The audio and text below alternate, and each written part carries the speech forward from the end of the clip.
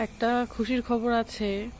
প্রায় 1 মাস আগে, 1 মাসেরও বেশি, জেডি হসপিটাল যেটা আছে, মানে যেটাকে আমরা টিবি হসপিটাল বলে চিনি, ওই হসপিটালে দুটো কুকুর ছিল।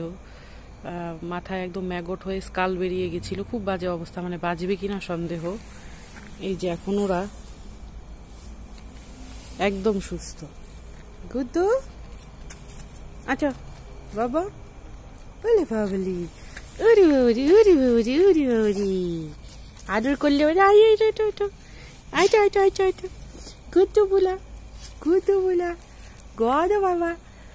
খাওয়া হয়ে গেছে না, ওই জন্য ওষুধ দেবো ওইটার ভয়ে। একদম সুস্থ। ওলে বাবালে, এই হলো গুড্ডু, আর এই গুড্ডুর বান্ধবী।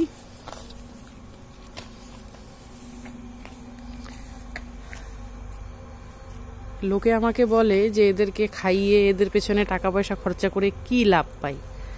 আমি তাদের জন্য ওরে বাবা রে, ওরে বাবা রে, ওরে বাবা রে, তাদের জন্য একটা মেসেজই দিতে চাই যে প্রাণ তো সবাই নিতে পারে, কিন্তু প্রাণ দান কয়জন করতে পারে।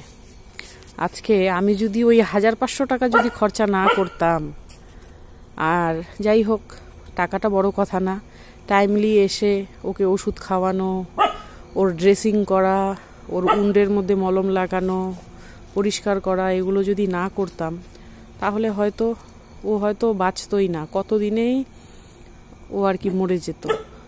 তো যতদিন বেঁচে থাকবে ততদিন শান্তি, যে যাই হোক ওর সাহায্য আমি করতে পেরেছি, এটাই আমার কাছে সব থেকে বড় প্রাপ্তি। আলে বাবালে, আলে বাবালে, আমার সোনা বাবা। এদের জীবনটা খুবই কষ্টের। এই যে ট্র্যাশের মধ্যে পড়ে থাকে, জানি না কোন ভাগ্যক্রমে ও আমার নজর ওর উপরে পড়েছিল জন্য আমার চেষ্টায়, ভগবানের আশীর্বাদে ওরা প্রাণ ফিরে পেল।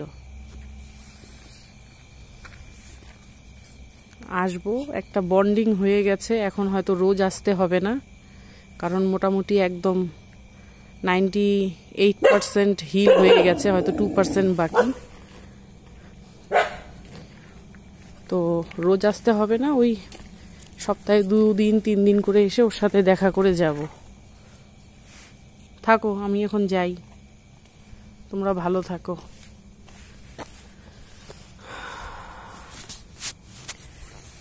ঠাকুরের মূর্তি পুজো করে কোনো লাভ নেই।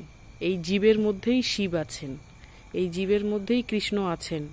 তো আপনারাও যদি ঈশ্বরকে পেতে চান, তাহলে নিঃস্বার্থভাবে জীবদের সেবা করুন। জীব সেবাতেই শিব সেবা। Thank you.